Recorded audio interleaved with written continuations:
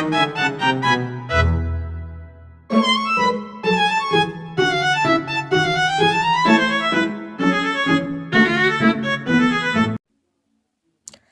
teman-teman, kali ini kita akan membuat jurnal khusus, yaitunya jurnal pembelian ya teman-teman. Jurnal pembelian dilakukan ketika hanya dilakukannya pembelian secara kredit ya teman-teman. Langkah pertama, kita akan menyajikan tabel seperti berikut teman-teman, yaitu ada kolom tanggal, deskripsi, referensi, kolom debit, dan juga kolom kredit. Seperti yang kita ketahui, jika pembelian secara kredit, maka akan muncul akun-akun yaitu purchase atau pembelian, freight in atau beban angkut, dan juga VAT in atau pajak masukan yang berada di debit karena saldo normalnya yaitu di debit. Dan juga pada kolom kredit terdapat account payable yaitu utang dagang ya teman-teman. Oke, langkah pertama kita akan lihat dari transaksi kita ya teman-teman. Pada 1 Desember 2024 dibeli HP iPhone kepada PD iPhone Center sebanyak 7 unit, masing-masing 8 juta, dengan syarat 2/10 NP30 dan dikenai PPN 11% dan ongkos kirim 100.000 FOB shipping point. Langkah pertama teman-teman, kita akan mengisi kolom tanggal ya teman-teman, yaitu tanggal terjadinya transaksi kita.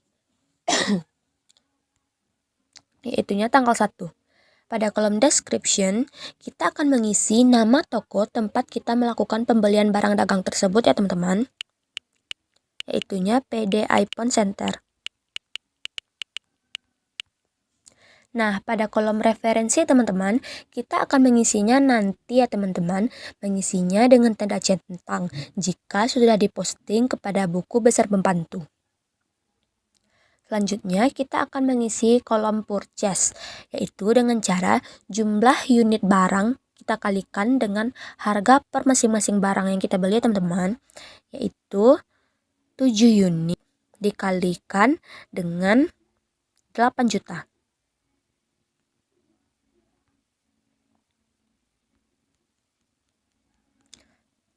Yaitu kita memperoleh angka 56 juta.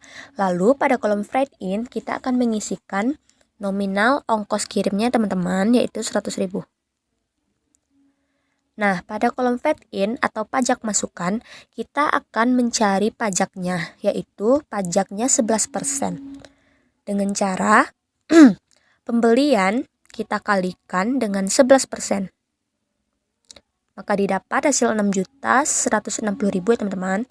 Lalu pada kolom account payable, kita akan menemukan nominalnya dengan cara penjumlahan nominal pembelian dengan freight in dan juga VAT in.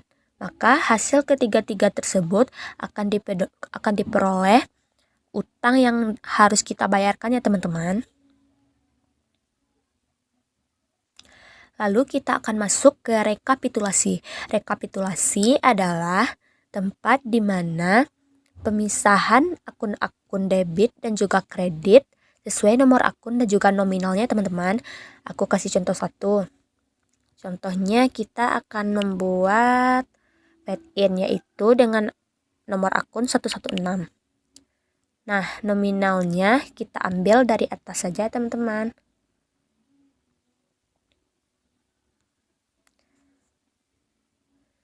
Nah, begitu seterusnya teman-teman, selesaikan soal-soal pembelian kalian yang secara kredit sampai akhir, lalu selesaikan juga rekapitulasinya. Nah, begini ya teman-teman, jika sudah selesai, nanti kita akan melihat pada rekapitulasi. Apakah jurnal yang kita kerjakan balance atau tidak ya teman-teman? Kalau aku balance ya. Lanjut ya teman-teman, kita akan membuat self journal atau jurnal penjualan. Yaitu ketika penjualan yang kita lakukan itu secara kredit saja ya teman-teman. Kita akan memperoleh tabel seperti ini ya.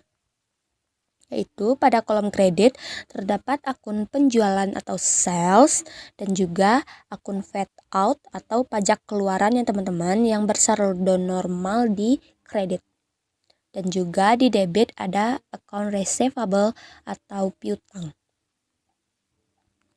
Oke, langkah pertama kita lihat dari transaksi lagi ya teman-teman. Pada 6 Desember 2024, dijual HP Poco kepada toko Dragon Cell sebanyak 4 unit, masing-masing 6 juta, dengan syarat 2/10 N/30 dan dikenai PPN 11%. Kita akan mengisi tanggalnya lagi ya. Lalu, toko tempat kita melakukan penjualan. Dan referensi ini ketika sudah diposting ke buku besar pembantu ya. Nah, pada akun sales atau penjualan, kita akan membuat pada transaksi kita menjual barang sebanyak 4 unit dikalikan dengan 6 juta harga per masing-masingnya ya. Nah, kita memperoleh 24 juta. Lalu, pada akun fade out, pajak keluarannya kita akan melakukan 24 juta ini dikalikan dengan 11%.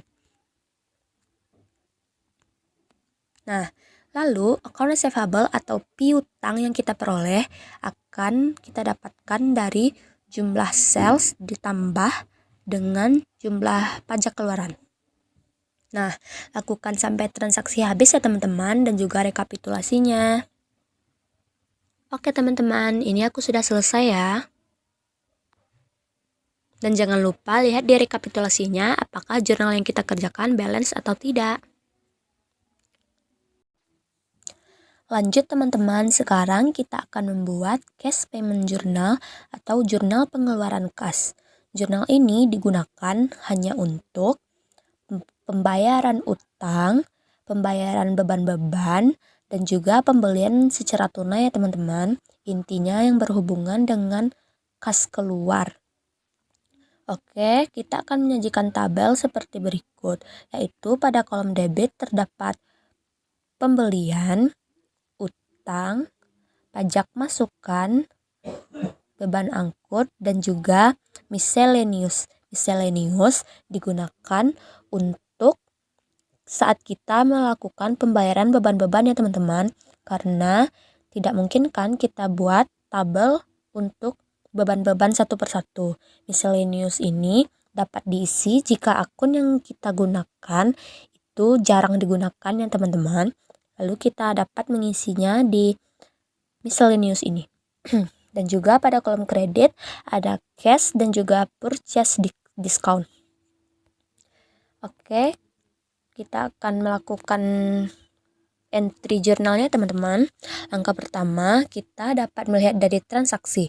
Pada 3 Desember 2024, dibayar utang dagang kepada PD iPhone Center. Aku akan menyontohkan pembayaran utang ya teman-teman. Kita akan isi tanggalnya. Description diisi dengan nama toko, kepada siapa kita membayar.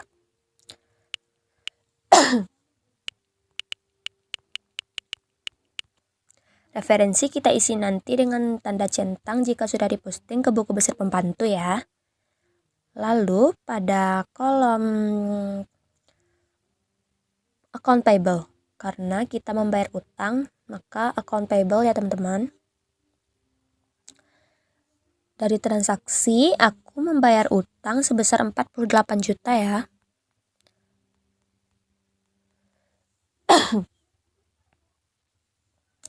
Lanjut teman-teman, karena pembayaran utang, lalu kita akan membuat berapa uang yang harus kita keluarkan ya, yaitu pada kolom kredit cash. Sebelum itu teman-teman, saat kita pembayaran utang, pastikan dulu ya, apakah saat pembayaran kita mendapatkan diskon pembelian atau tidak. Kalau aku dapat ya teman-teman, yaitu sebesar 2%. Coba kita kalikan ya, utang 48 juta ini dikalikan dengan 2%. Lalu aku mendapatkan 960.000. Lalu teman-teman, pada kolom cash kita akan membuat berapa uang yang harus kita bayarkan, yaitu jumlah utang kita tadi kita kurangi dengan diskon ya teman-teman. Lalu 47.040.000 ini merupakan uang yang harus kita bayarkan kepada PD iPhone Center. Kerjakan sampai habis ya teman-teman untuk transaksi pembayaran utang maupun pembayaran beban-beban dan juga pembelian secara tunai. Nah, ini ya teman-teman, aku sudah selesai mengerjakannya.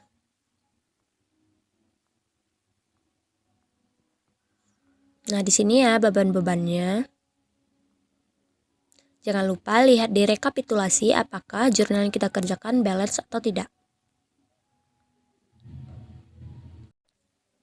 Lanjut teman-teman, sekarang kita akan membuat cash receipt journal atau jurnal penerimaan kas. Jurnal penerimaan kas digunakan ketika kas masuk kepada kita, seperti penerimaan piutang dan juga penjualan secara tunai. Oke, akun-akunnya pada akun debit ada cash dan juga sales discount. Pada kredit ada account receivable, sales dan juga fade out. Oke teman-teman, kita lihat dari transaksinya. Pada 2 Desember 2024, dijual HP iPhone kepada toko Purple Phone sebanyak 6 unit, masing-masing 9.300.000, dikenai PPN 11%. Langkah pertama kita akan memasukkan tanggalnya. Description-nya, nama tokonya teman-teman, yaitu toko Purple Phone. Referensinya diisi nanti ketika sudah diposting ke buku besar pembantu ya. Nah, karena ini penjualan, kita akan membuat di kolom sales ya teman-teman. Pada transaksi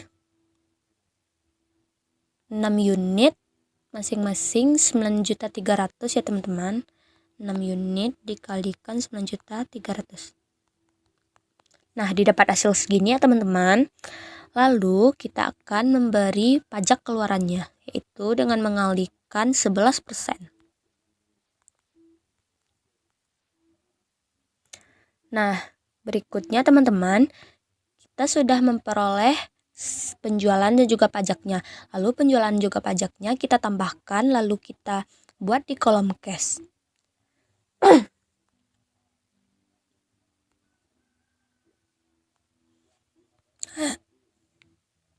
Nah, 61.938.000 ini merupakan kas atau uang yang kita terima ya teman-teman. Kerjakan sampai selesai ya. Oke teman-teman, saya sudah mengerjakannya sampai selesai ya. Dan juga rekapitulasinya sudah balance.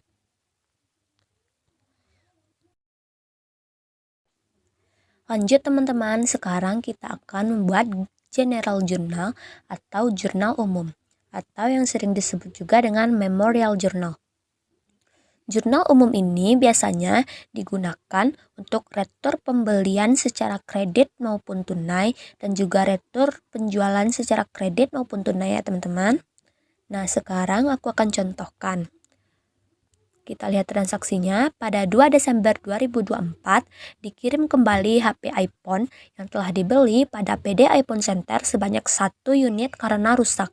Nah, sebelumnya teman-teman, pada saat pembelian HP iPhone kepada PD iPhone Center ini aku lakukan secara kredit ya teman-teman.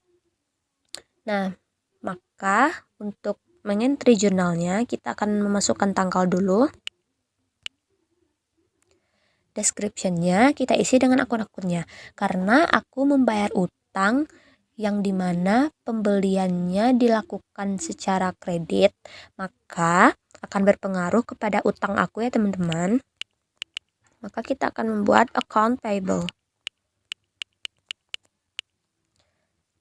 Dan juga kita akan membuat retur pembeliannya ya teman-teman, karena kita melakukan retur pembelian.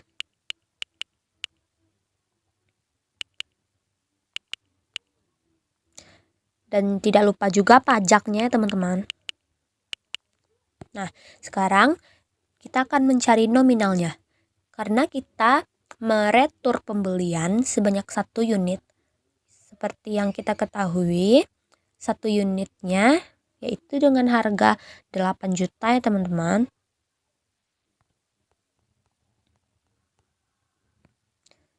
Nah, untuk mendapatkan pajaknya yaitu dengan cara 8 juta kita kalikan 11% ya. Nah, maka teman-teman, dari dua nominal berikut ini kita akan menjumlahkan. Nah, didapat hasil 8.880.000 itu merupakan total utang yang kita peroleh ya teman-teman, karena kita sudah meretur, jadi utang kita berkurang dari angka sebelumnya.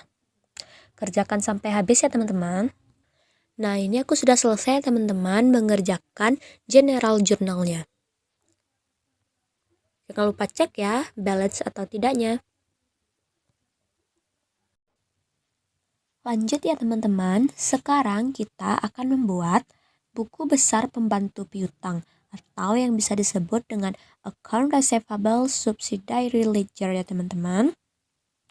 Nah, kegunaannya yaitu untuk merinci dan mengelompokkan piutang-piutang customer kita atau pelanggan kita secara terpisah ya. Nah, untuk tabelnya dapat dilihat sebagai berikut ya. Ada nama debitur dan juga tabel seperti biasanya dan juga kode debitur tersebut ya teman-teman yang kita buat sendiri.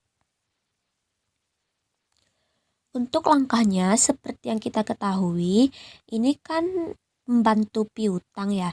Jadi yang kita posting ke dalam buku besar ini hanya yang berhubungan dengan akun piutang saja ya. Dan biasanya yang berhubungan dengan piutang ini dapat kita temukan pada jurnal penjualan dan jurnal penerimaan kas dan juga di jurnal umum ya teman-teman. Nah, sekarang kita masuk ke contoh pengerjaannya ya. Yang pertama di transaksi aku itu ada namanya toko Purple Pond. Jadi pada trial balance awal, toko Purple Pond ini sudah memiliki piutang usaha, sudah memiliki saldo awal piutang usahanya ya guys. Jadi di sini kita bikin tanggal 1. Dan pada kolom description ini, kita akan mengisi balance ya teman-teman. Kenapa balance? Karena ini saldo piutang yang kita ambil dari trial balance. Oke teman-teman, nominalnya kita ambil dari trial balance kita ya. Nah, ini dia ya teman-teman. Saldo piutang toko Purple Pond di trial balance yang ini. Nah, sudah ya teman-teman, aku contohkan satu lagi. Aku ambil piutangnya dari jurnal penjualan ya teman-teman, yaitu pada transaksi aku pada tanggal 12. Nah, jika kita ambil dari transaksi, maka description-nya kita isi dengan kata posting ya teman-teman. Referensi ini nantinya diisi dengan kode bukti transaksi ya teman-teman. Nah, nominalnya ini aku ambil dari sales journal karena dari jurnal penjualan ya. Nah, ini dia di sales journal, yaitu tadi tanggal 12 toko Purple Pond, berarti ini ya. Nah, ini nominalnya sudah teman-teman. Aku akan masukkan nominal dari toko Purple Pond ini sampai habis ya. Nantinya pada kolom saldo ini kita akan menjumlahkan piutang-piutangnya. Jika berada di kredit itu akan mengurangi ya teman-teman, dan jika berada di debit kita akan menambahkannya. Nah, ini toko Purple Pond-nya sudah selesai ya teman-teman aku bikin. Dan langkah selanjutnya kita akan membuat daftar saldo piutang atau yang bisa kita sebut dengan account receivable list ya teman-teman. Nah, ini bertujuan untuk membuat jumlah piutang yang telah kita hitung sesuai toko ya teman-teman. Nah, ini tadi toko Purple Pond ini jumlahnya 18.229. Nah, toko-toko yang lain juga kita jumlahkan teman-teman. Nanti jumlah nominal ketiga-tiga toko ini juga kita jumlahkan pada bagian bawah ini teman-teman. Nah, hasilnya kan 56.428.000. Nanti angka ini pasti juga akan ada di buku besar piutang, di buku besar umum ya teman-teman. Nanti kita lihat, jika sama itu berarti balance, jika tidak berarti ada kesalahan ya. Nah, sekarang kita lanjut ke buku besar pembantu utang atau yang bisa disebut dengan Account Payable Subsidiary Ledger ya teman-teman. Nah, kegunaannya untuk merinci dan mengelompokkan utang-utang pemasok atau supplier kita secara terpisah. Sama dengan pembantu piutang, bedanya pembantu utang ini dapat kita entry atau kita ambil dari jurnal pembelian dan juga jurnal pengeluaran kas. Dan satu lagi dari jurnal umum ya teman-teman. Caranya sama seperti tadi. Ini tanggal 1 ini aku ambil dari trial balance, dan yang selanjutnya dari jurnal pembelian, jurnal pengeluaran kas, dan juga jurnal umum ya teman-teman. Silakan dimasukkan sendiri sesuai toko kalian. Dan terakhir kita juga membuat daftar saldo utangnya atau account payable list. Nanti ketiga-tiga toko akun tersebut nominalnya kita jumlahkan, dan jumlah 55.189.000 ini harus sama nominalnya dengan yang di buku besar umum ya teman-teman, buku besar umum utang. Nah, itu yang menentukan balance atau tidaknya.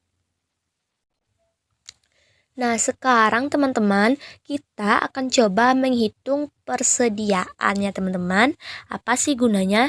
Persediaan ini salah satunya yaitu untuk memastikan ketersediaan stok barang dagang yang kita jual ya teman-teman. Dan juga untuk menghitung persediaan akhir yang nantinya juga diperlukan untuk menentukan HPP atau harga pokok penjualan.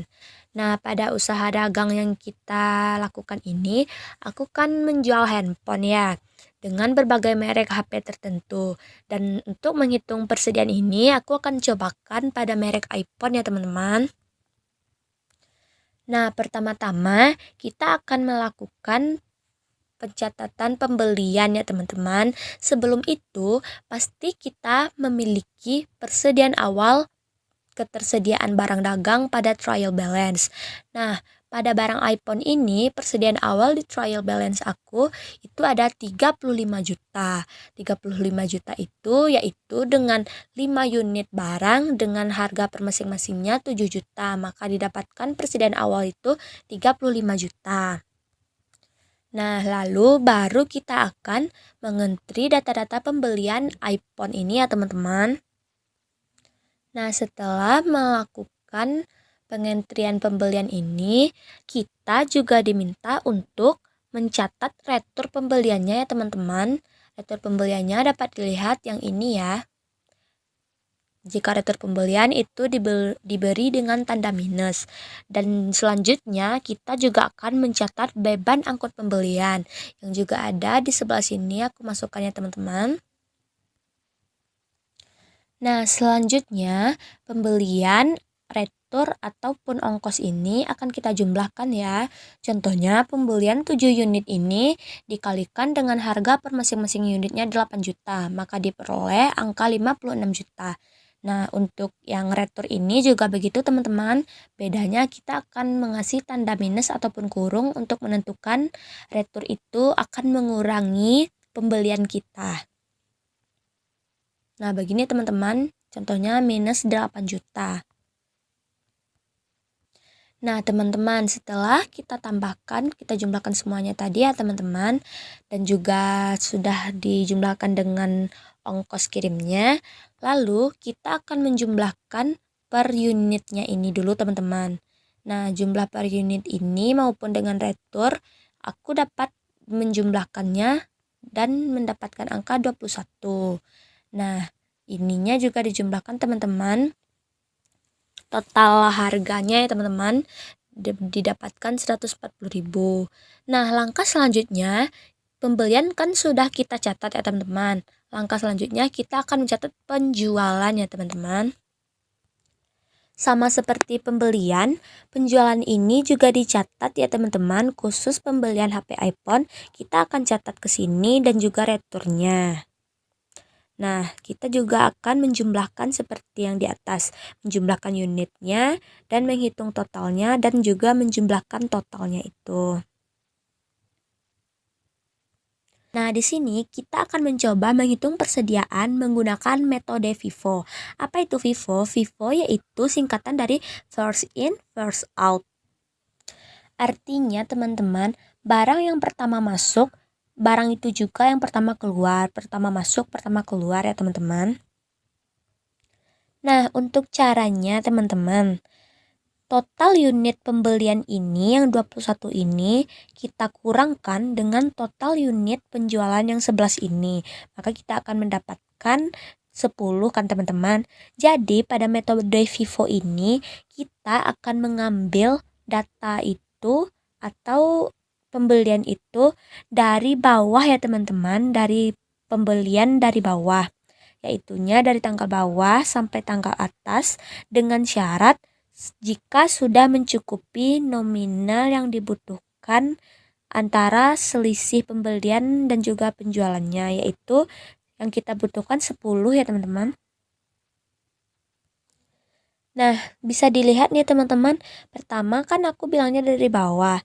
Nah, kita ambil tanggal 24 ini dengan 5 unit dengan harga 5 juta. Nah, kita masukkan ke sini ya teman-teman. Yang kita butuhkan kan 10, masih belum cukup ya. Lalu kita ambil ke atasnya lagi, yaitu ada tanggal 22, 3 unit dengan harga 6 juta. Nah, masih belum cukup kan teman-teman. Masih kita ambil ke atas lagi, yaitu tanggal 13 dengan 3 unit. Nah, kan kita sudah mendapatkan 8 unit tadi. Lalu yang kita butuhkan hanya 2 unit lagi. Jadi kita bikin saja 2 unit di sini teman-teman. Tetapi harga barang per unitnya itu tidak boleh kita ubah, tetap segitu ya teman-teman. Yang diubah hanya unitnya karena yang sesuai kita butuhkan saja. Nah, lihatlah metode FIFO ini sudah mencukupi 10 ya teman-teman. Jadi kita akan kalikan dan mendapatkan total penjumlahannya. Nah, begitu saja teman-teman, dapatlah kita persediaan akhir menggunakan metode FIFO yaitu 57 juta. Dan sekarang kita akan coba menghitung HPP. Fokus ke HPP ya teman-teman. Langkah pertamanya kita akan membuat dulu persediaan awal. Tadi persediaan awal kan kita memiliki persediaan awal tadi kan 35 juta. Lalu kita bikin di sini. Nah, selanjutnya kita akan memasukkan angka pembelian. Pembelian ini hanya pembelian saja ya teman-teman, belum termasuk retur, beban angkut maupun potongan pembelian. Nah, ini pembelian saja. Habis itu pembelian ini dijumlahkan dengan beban angkut. Beban angkut itu yang selama tadi kita buat di atas ini. Nah, habis itu jumlah pembelian ini dan juga beban angkut ini akan kita jumlahkan.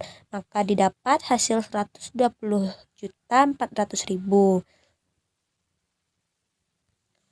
Nah, langkah selanjutnya tidak hanya beban angkut, retur pembelian dan juga potongan pembelian juga dimasukkan ya ke sini.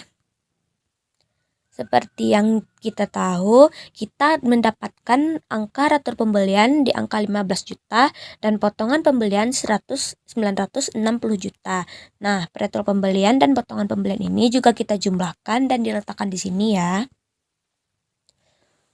Nah, setelah menghitung keempat-empat itu, kita pastinya akan mendapatkan total pembelian bersih.